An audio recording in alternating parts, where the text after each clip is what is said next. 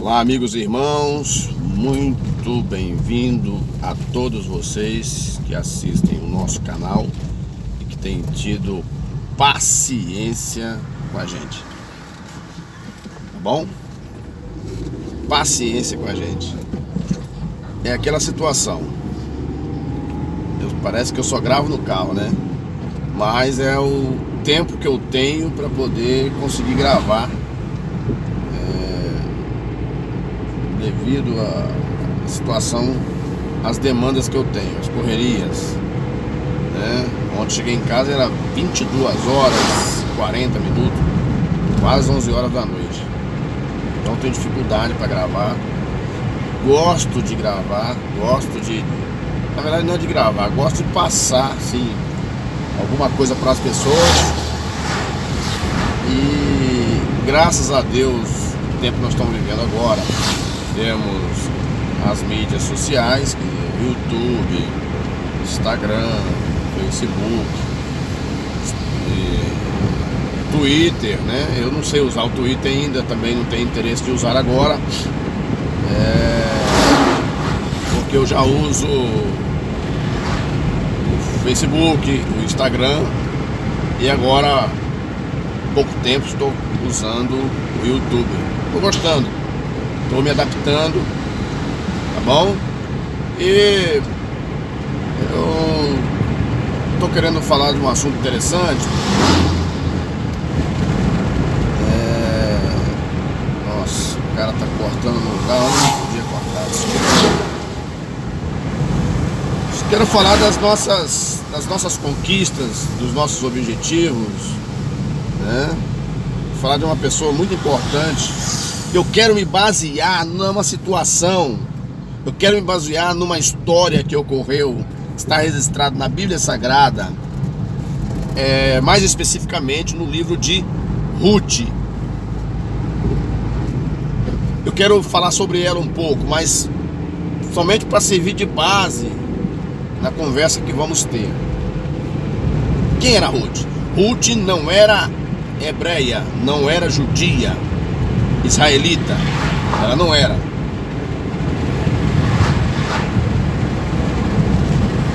Ela era moabita, ela era do povo moabita, de Moabe. Ela não era. Mas Ruth, ela se casou com um dos filhos de Noemi.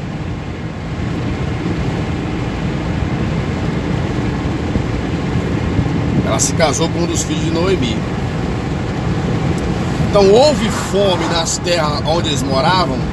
Então eles foram para outras terras, porque lá estava melhor a situação e tal. Só que lá, tanto o esposo de Ruth quanto o esposo da sua concunhada, também um dos filhos da Noemi, e o esposo da Noemi, que era a sogra, morreram os 3 homens, né? E não vamos aqui perder também o nosso tempo tentando descrever, senão vai tomar muito nosso tempo, né? Descrever por que morreram, o que aconteceu que morreram, certo? Então nós vamos nos ater mais aonde nós queremos chegar.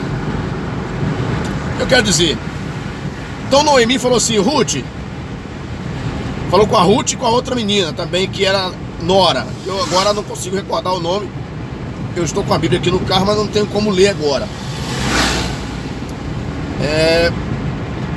Minhas filhas, nossos maridos morreram, eu não tenho como dar a vocês o que vocês precisam, o conforto que vocês precisam, o futuro que vocês precisam. Então eu aconselho vocês voltar para as famílias de vocês, porque eu não tenho nada para oferecer para vocês. A outra moça, a outra mulher, ela resolveu voltar. Então eu vou voltar. Voltou para sua família. Mas Ruth não. Ruth falou assim, não, aonde você for eu vou. O teu Deus é o meu Deus.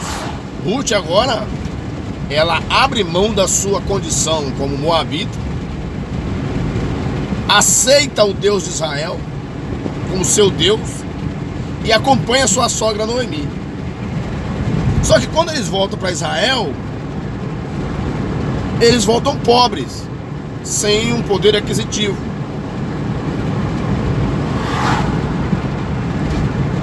E havia lá em Israel um fazendeiro por nome Boaz. Aí você me pergunta o que tem isso a ver. Vamos chegar lá, vamos ver se eu consigo explicar. Já deu 5 minutos e eu estou aqui agarrado ainda, né? Então o que acontece? Boaz era um fazendeiro, saiu um dia para olhar o trabalho dos empregados, das lavouras, e viu lá Ruth colhendo espigas de milho. Ele pergunta: quem é aquela mulher? Aí alguém diz: não, aquela lá é Ruth, ela é viúva, ela perdeu o marido, ela é nora da Noemi. A Noemi era conhecida. Aí Boaz falou assim: não, então deixa cair mais espiga de milho para que ela pegue. Não é verdade? E a humildade de Ruth fez com que ela alcançasse o que ela alcançou. Estou tentando resumir. O que acontece? Ruth, sendo uma mulher de um outro país que ela poderia viver melhor, ela aceitou viver no jugo da sogra, de dificuldade, de situações, de privações das coisas. Mas Boaz viu ela e gostou dela. E para finalizar a história, Boaz casa-se com Ruth.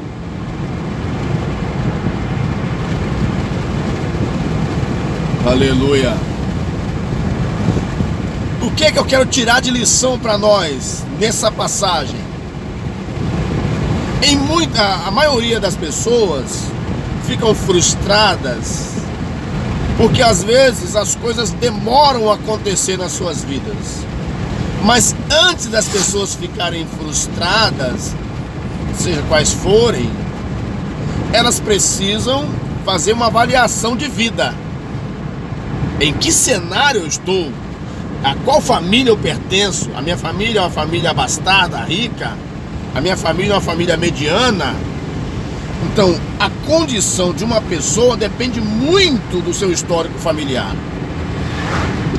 Ruth, ela passou por isso, por esse aperto, mas ela soube ser humilde no tempo de humildade, no tempo de escassez. Já pensou se Ruth falar assim: eu não quero viver com a minha sogra, não. Sogra já dá trabalho. E agora, ainda mais nessa pobreza que nós estamos, eu não quero acompanhar Noemi, não. Eu vou voltar para minhas terras. Lá tem meus tios que são tudo ricos, são bens de situação. Vou voltar para lá, pelo menos eu vou ter alguma coisa. Ela não pensou isso. Ela não. Ela falou: não, eu vou contigo, aonde tu fores, Noemi. E isso trouxe a ela uma condição favorável. E Boaz casou com ela. Agora ela torna-se uma mulher de um fazendeiro. Ficou rica. Então o que eu quero dizer com isso? Nós não devemos ficar lastimando a vida. Se nós somos de famílias simples, e de uma classe de família trabalhadora, a gente tem que agradecer a Deus pelos pais e as mães que a gente tem. São lutador, trabalhador. Estou falando mais especificamente para os jovens e pessoas mais novas, que quando olham as coisas, enchem os olhos, mas para conquistar estas coisas, a gente precisa demandar um esforço muito grande. A gente precisa demandar um esforço muito grande de, se não tem estudo, se estudar, se preparar para a vida, para poder alcançar essa oportunidade. Seja humilde quando é para ser humilde. Tem gente que não aceita: ah, não, eu não quero ganhar um salário mínimo porque isso é humilhante. Não, é humilhante até um tempo. Quando a gente aceita essa situação, porque a gente não tem o que oferecer. Por exemplo, eu quero ganhar 5 mil reais. Aí a pessoa pergunta assim: mas o que você tem para oferecer para ganhar esses 1.000 reais? Qual o seu potencial? Então, em tudo na nossa vida, jovens, pessoas mais novas, que sonham com coisas grandes, a gente começa de baixo. Há aqueles que começam de cima porque estão abastecidos. É diferente.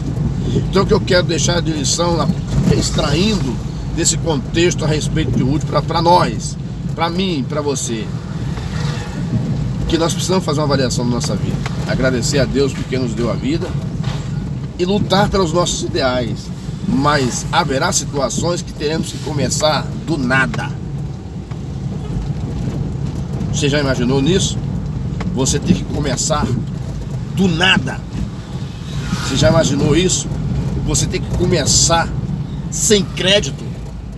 Já imaginou? Você tem que começar sem dinheiro, sem reconhecimento, sem crédito, sem credibilidade, ou talvez sendo desacreditado pelas pessoas.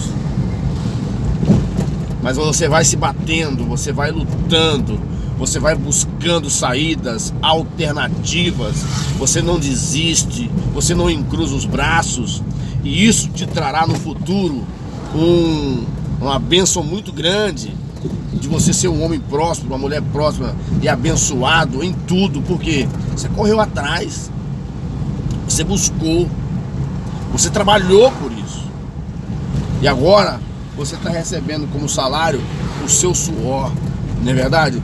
O salário do seu suor, agora você está recebendo um salário digno. Você batalhou. Mas a maioria das pessoas que começou, que são grandes empresários hoje, pessoas bem-sucedidas hoje, começaram do nada. Eu estava vendo um vídeo de uma empresa muito grande que se tornou uma potência mundial, que é a WEG Motores, WEG Tintas, WEG Inversores de Frequência, Softstart. Essa empresa começou no fundo de quintal. No vídeo que eu assisti, eles entregavam motores de bicicleta, porque não tinha carro para poder entregar o motor que eles fabricavam. Então foi tudo muito difícil para poder iniciar. Então, mas eles acreditaram nisso, correram, se bateram, correram atrás e conseguiram ser uma grande empresa. Então o que eu digo para você? Se você quer chegar a algum lugar, você precisa andar, se mexer. Se você quer ser um grande profissional, você precisa buscar ser esse profissional. Mas não vai ser uma tarefa fácil, principalmente profissionais novos. Como você não tem experiência, você vai começar ganhando pouco, mas com o passar do tempo, a sua persistência, a sua dedicação, o seu capricho vai te fazer alcançar níveis maiores. Então, em muitos casos, a nossa conquista, ela está em muitos casos, a nossa conquista, ela está em coisas simples. O primeiro degrau de uma escada quase não é observado, mas ele é o ponto inicial de uma subida de vida de uma pessoa. Então pense nisso. Às vezes nossa vida começa de maneira simples. Não tente começar no glamour, não. Comece devagar, de maneira simples. E eu tenho certeza que o teu sofrimento será menor. Todos nós somos sujeitos ao sofrimento, somos sujeitos às lutas e provações, mas nós poderemos diminuir esse sofrimento se nós pensarmos com juízo. Não é verdade? Com bastante juízo. E eu tenho certeza que Deus certamente Ele irá nos abençoar, nos dar a paz, a graça que nós precisamos. Pessoal, você poder usufruir daquilo que você construiu com suas próprias mãos é muito gostoso demais. É muito gostoso demais. E a Bíblia, ela diz uma coisa interessante, e eu não gosto muito de falar porque às vezes a pessoa pode achar que a gente está querendo ser moralista, né? Mas o que a Bíblia diz lá? Ai daqueles que adquirem bens ilicitamente.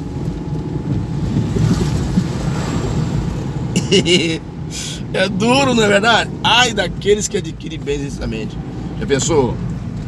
Eu vi aí passar nas notícias políticos que foram para Dubai, foram por Emirados Árabes, foram para França, torrando o dinheiro que desviou dos cofres públicos, e hoje boa parte deles estão aonde? Presos. Então a Bíblia não mente. Ela diz: ai daqueles que adquirem bens ilicitamente. Então pense nisso. Comece pequeno, viu? Comece de baixo. Se você tiver a oportunidade de começar em 0,25, em 1/4, se você tiver condições de começar pela metade, começar em nível máximo, é porque você está alcançando aí a oportunidade que outros estão te dando. Seu pai é igual, por exemplo, o dono de um comércio, por exemplo. Ele trabalhou a vida toda, começou lá na quitandinha pequenininha. Agora ele tem os filhos e agora o comércio dele cresceu. Quando ele já não quer mais trabalhar, os filhos assumem. Aí é começar diferente. Porque quem construiu o patrimônio que esses jovens agora vão assumir como proprietário foi seu pai, que sofreu muito, que chorou muito, que ficou endividado, que ficou com o nome no Serasa, no SPC, entendeu? E agora, quando esses meninos alcançam a oportunidade de ter nas mãos um patrimônio para tocar, para garantir suas vidas, muitos deles não dão esse valor. E às vezes esse empreendimento ele acaba morrendo. Depois que o chefe não está mais aqui ou decidiu descansar. Então, há pessoas que vai começar por cima, porque alguém fez por ele. Não adianta. A soma se fecha dessa forma. Não adianta a gente pensar de outra forma. Se alguém começar em cima, é porque alguém fez alguma coisa antes. Alguém trabalhou antes. Alguém buscou antes. Alguém lutou, sofreu antes. Um empresário, o dono de um comércio, o dono de uma loja, sofreram antes. Então faça isso. Tenha calma. As coisas vão acontecer. O que não pode acontecer é a gente deixar de lutar. Nós temos que lutar. Não tente ser aquilo que você não pode ser. Seja aquilo que o seu poder aquisitivo pode ser. Ande no carro simples, se é para andar num carro simples, mas tenha uma noite tranquila, viu? E assim Deus irá nos abençoar. Seja como Ruth, seja humilde como é para ser humilde. Tem gente que fala que não come ovo instalado, não é verdade? Mas quando a crise chega, tem muitos lugares que comem até barata, larvas, viu? Então, eu tô com quase 50 anos de idade, estou com 46 anos de idade. Eu já vi de muita coisa nessa vida. Já, né?